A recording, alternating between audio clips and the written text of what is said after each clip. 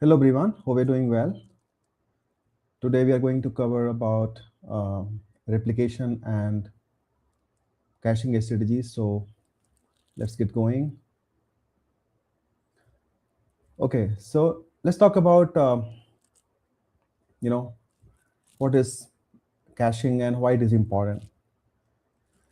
So caching is really important in application, and especially for the application which are having global distributions, because they add additional latency because of distributed architecture.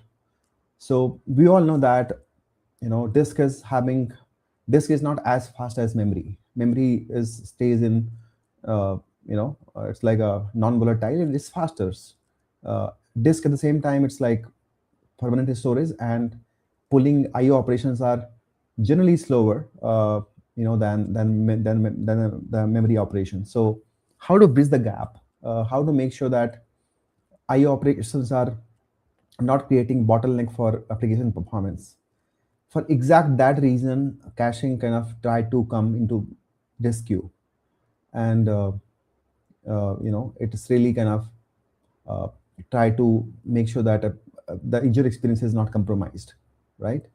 Uh, you might have heard about this term that 20% of the data accessed 80% of the time. So how to find that 20% and how to put that data into cache is a really a critical decision making and system design thing that one needs to really take care about.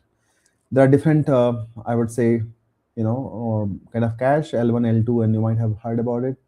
But that's important is that how we use cache in a right use cases, because cache is also costly, so how we make a right use of this, that way it is kind of helping us.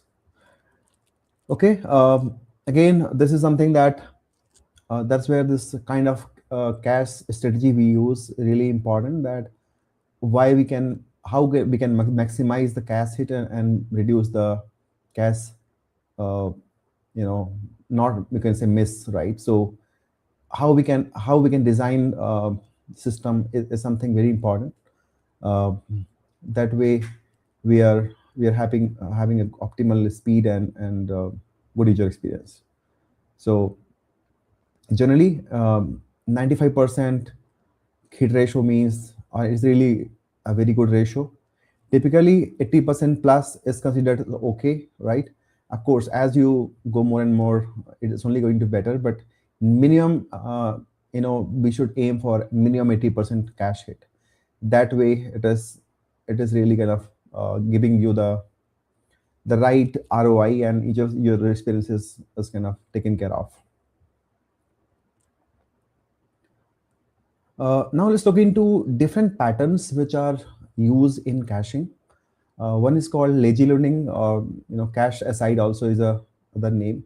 So what happens is that, let's say you're asking your kind of application, you're opening the application. So application, of course, asks for cache first. It try to find the data into cache. If data is not there in cache, it will try to go into DB and uh, take the result from DB, and again refresh the cache. So data is read from DB, and while reading, it is also refreshing the data into cache, so that cache is up to date. And this is the application responsibility, by the way, in cache side, um, to basically first check in cache, and if it's not there in cache, go to database, get the data from database, and also refresh the cache accordingly, and of course return to the UI, right? So it's like simple to implement, you know, and good for, I would say, read heavy systems, because you're going you're going to check first cache, and if you have a right design, right kind of data into cache, most often than not, you're going to get the data into cache, and you're going to get the better, I would say, speed as well overall. So some of the thing that you might be, I would say, having the trade-off is that Of course, first time if you're asking if data is not there into cache, it's going to be DB and not just going back DB. It's also going to update cache, so it may take some time initially. But as data is available in the cache more and more refreshed, it will be okay, as you go, right? So it's like one of the most popular strategy for caching. It's called cache aside, right? What are the other strategies? Typically, there are 4 or 5 strategies, but I think let's have a quick review of those, right? So read through something that, uh, you may confuse that what is, how different between this cache aside and read through. So what happens that in cache aside, application needs to have all the logic about that. You first go to cache, and then if not find, go to DB, refresh the cache with the DB, and comes respond to the app. But in this case, it's basically a cache responsibility to do all that, right? So application simply asks for, cache. Hey, give me data, and if it is there, of course, it will return. If it is not, then it's the responsibility of the cache to get the data, not the application. Here is a cache, right? In the case of cache aside, it's application responsibility, or one needs to design application in a way that it's asking, all that. But in case of read through, cache logic needs to find itself that, okay, if I'm not able to return to the users, let me refresh myself with the database. That's a quick differentiate here, contrast. And of course populate with cache, and refresh it, and return the data as well, right? So again, since we are expecting cache module to take care about refresh part as well, like refreshing itself as well. So of course it's like, a little bit of abstraction over there, and you got to depend on a lot of vendors who provide those kind of cache, I would say, solutions, right? So yeah, that is one. And what is write around then? So what write around is basically, it's kind of first go to database. So any writes that we have, they will go to first database, right? It bypasses the cache. But when the read happens, so it can be either read through that we just looked at, or it can be cache aside. So either of these two techniques can be used for reading, but for writing, it will go directly to the database, right? So you know uh, what is the pros here, that uh, write heavy workloads, right? uh, that is something that is really preferred on this one. And those kind of, it is designed primarily for that you're bypassing cache, and you're directly going into directly writing into a database, right? There are a few more: write through and write behind. So what is write through? So in write through, right, what happens that data is written in both means cache and database same time. Of course, with database, it won't be um, you know it won't be as smooth, right? Because it has to be, if writing in a sync way, right? So it has to, I would say, written on the same time. And you may, though the consistency will be more, but you may need to wait for some more time, because writing in cache is faster, of course, but writing in database can be, few seconds in some time, right? So and both must succeed. So once data is written in both cache as well as database, then you say, yeah, it's done. But yeah, there are some use cases in finished data, all that, and where transaction is really important, and transaction consistency is really important. So you don't want to miss those, right? So uh, strong consistency on this write through. You're okay to have a trade-off of little slowness or wait time, but you can't really compromise on the data accuracy. So that's when you choose write through. What is right behind then? So in right behind, you can say it's a contrast of right around, right? So in right around, you're writing into the DB directly. In right behind, you're writing into cache first. And of course, you have an async way to write in database later. So if you write in cache, you're good.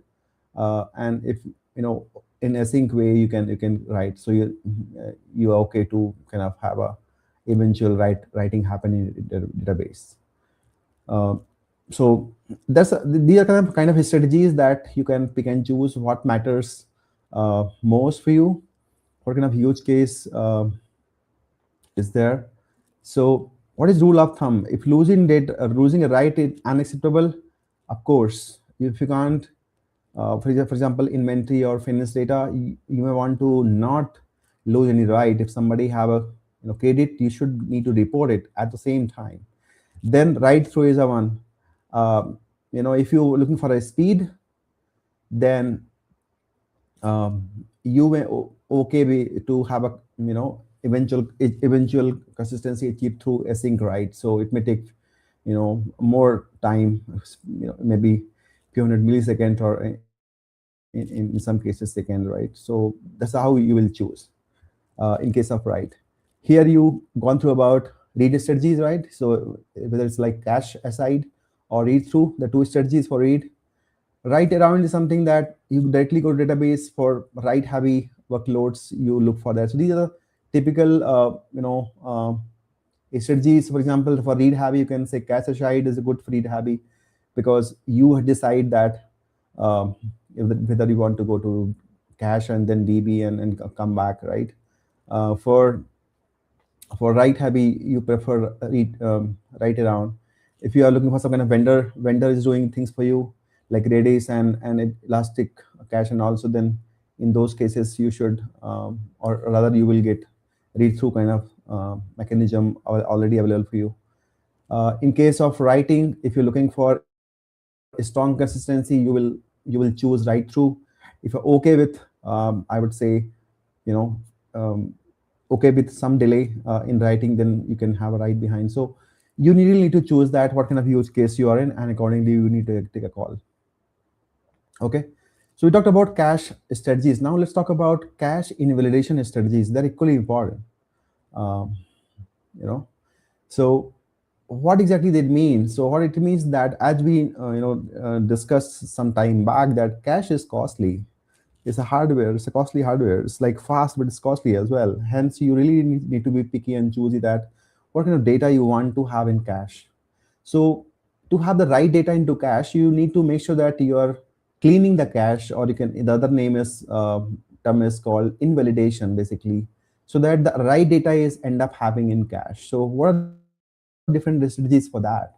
So one is called TTL based. So time to live is a full form of that. What it means is you decide that, hey, after this many seconds or milliseconds, please clean the cache, right? Means please flush the cache with the data that I wish to have. So simple approach, TTL based. So after a few, for example, product catalog or any configuration data, you're saying that, hey, for this, after you can decide, it could be even minutes as well, or it could be even hours, depends on the key use case you have, right? um, so you decide that, okay, flush the cache or refresh the cache after a certain time, or maybe it could be few seconds, few hours in some case. You can choose what is write through. So you decide that after every writes happen in database, you flush your cache so that there is no stale data sitting in cache. But of course, you aim to do that on a strong consistency, right? And if writes are more and you're flushing cache every often, then it may not be right strategy in many cases. But yeah, for application like financial transactions, you may want to have cache always showing you the right data. Then those are the right use cases. Event driven can be the other one, that okay, if some message arrives broadcast, then do that. That is the other one, that you want to choose, that okay, flash the cache after number of messages, x number of messages came from this queue or that queue, right? So there are typical, of course, there are few more, but I think I hope you got the I would say crux of it, that um, what why it is important and how different regular ways. Sometimes people may use this hybrid approach, like TTL can be there, mix and match. They can have that. Okay, TTL is also there, uh, but at the same time they can also have some event driven. So they can have, they can mix and match the requirements as well. So in most regular scenario, you will find that more than one strategies are out there to invalidate the cache, to make it live and active at all times. Okay, Now, we talked about distributed application and why it is important them to have and why they exist at this point. But of course, distributed application also need distributed cache, right? So that they continue to give a good result to you, no matter where you are staying, in which part of the world you are staying. But it adds the architectural challenges, I would say, and it adds a little complexity, right? Because your nodes, your nodes, distance nodes are lying around the geography, and if you don't do good job on distributed cache invalidation, some instance or some node somewhere in the world can have the stale data, and if your application is of like transactional financial transactions, you are doing a bad job of as application designer, right? So you don't want to risk that. So in those cases, you really need to make sure that you use some of the strategies which are not risking you, and they are, despite application being distributed and nodes lying around in the world, you are having the right kind of data, right? If it is a strong consistency, you need to make sure that all the nodes are having the right, I would say, right data that you wish to have, right? So there are some strategies for that. It could be Redis PubSub backplane is one that kind of make sure that all the nodes are taken care of. It could be some TTL thing as well. You can have a shorter one so that uh, you're not waiting for a long time to refresh those. There are a few other applications, strategies like Fusion Cache, and also you can read through those in detail yourself. But the thing is that you really need to look into these aspects because these are important, and need to make sure that how you're having the good balance of the cost as well as having the right distribution strategies, right cache strategies for your application. Okay. Also considering the consistency requirements and availability requirements as well. Okay, so now we talked about good spend good time on caching. Now let's talk about replication as well. They're not same thing, but both kind of plays a good role in application growth and application scalability, and of course availability, right? Uh, so you might have heard this master slave architecture in academics as well, right? So it's like the basics starts from there, that you have a one master and you have a bunch of slaves for reading, and master kind of gets writes. Easy to implement for read heavy, that you have one master where you are kind of writing and you have a lot of slaves to read, and it is still popular because it's easy to implement. But yeah, as the application gets distributed and as the application gets more complex and with multi-node, this may not be the greatest strategy. For that, you need other things like multi-masters. So you not just kind of have a one master, but you have multi-masters, and you keep syncing those. And of course, by that you achieve availability, because you don't have a single point of failure here, because you have multiple nodes which are having the right data, which are having the latest data, and both can be written at the same time. Of course, there will be some syncing time. So that is one availability you achieve. At the same time, you really need to take care about different time stamp strategies and overlap and scenarios, conflict scenarios. Those you need to really look for that. But yeah, there is other topology that you have. Few other, I would say, topologies available for replications. So, we call it quorum-based replication, where you have multi nodes and you decide that X number of nodes, if data is written, then you're good, right? So that's where you choose that trade-off, uh,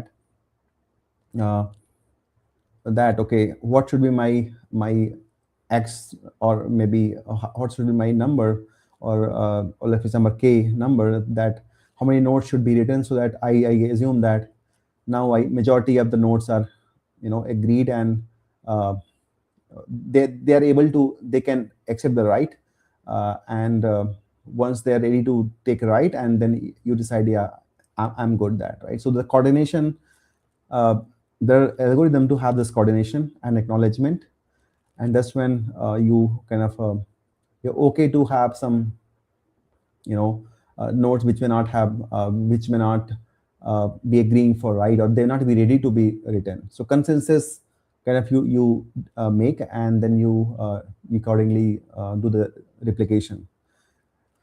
Uh, this is what at a high level. Of course, there are more, and maybe you can read through more on these to understand what exactly how this works. Okay, so now I think this is we already covered in this cap theorem. So I think it's more of a summary that you understand that okay, a cap theorem is still relevant on even on these things as well, because it's a crux of system design, and it's really pretty much applicable whether you design you replication, caching, you have different strategies for different nodes are getting created, and sharding and everything, right? So this plays a major, this is like center of it. So uh, of course there are more extension like for that cap as well, but I think still you have this CP and AP model where CP you care about consistency more, in AP system you care about availability more, right? So basically that is still kind of relevant, uh, you know um, for system design. Now, some of the best practices on what we learned today. For caching, cache hit ratio is really important. You should aim for minimum 80, but I think preferred is 90, more than 90, so that you are really using cache hardware in a right way, in effective way. And that's when you should be having the right kind of data in cache. You should have a right strategy that okay, which data is frequently getting used, right? Cache partitioning, as cache nodes get kind of you have a lot of cache, so how you partition it really important, so that basically your performance is not compromised on different sharding strategies as well. Other aspect, of course, important for us as well, that uh, you know how if you go deeper, you need to understand that different compression technique comes different L1 L2 layer as well. So caching itself has kind of a kind of different type L1 L2 A3 also you might have heard. So if you go deeper, you will understand that there are more fine-grained kind of control you can have. But if you understand for that to have, you need to have very clear with the basics first. And of course, on top of it, you should have the fallback mechanism, which is important, and cache needs to be evicted, means invalidation you should be having as well, right? So okay, just to close it, um, system design is a kind of a matter of, or the science of trade-off. So you understand the basics, but you take a call based on what matters to you, what matters to your application, and then accordingly take it. Thumb rule: start easy, start simple. In case of cache, you can start with the simplest one, cache aside. TTL base is easy to implement. Keep observing your cache hit ratios. Do that. Have the to begin with, have a master slave kind of architecture for replication, but as you get more complex, you can have multi-master and other aspect. Consistent hashing also, I think we didn't cover, but there is other strategy for that. So don't bring in complexity to begin with. First, look at your requirements and start small and then evolve it as needed. Hope you like the session, and if you like it, if you want to continue to inform, you want to subscribe so that you are informed, and you can don't miss the next one. Thank you and take care.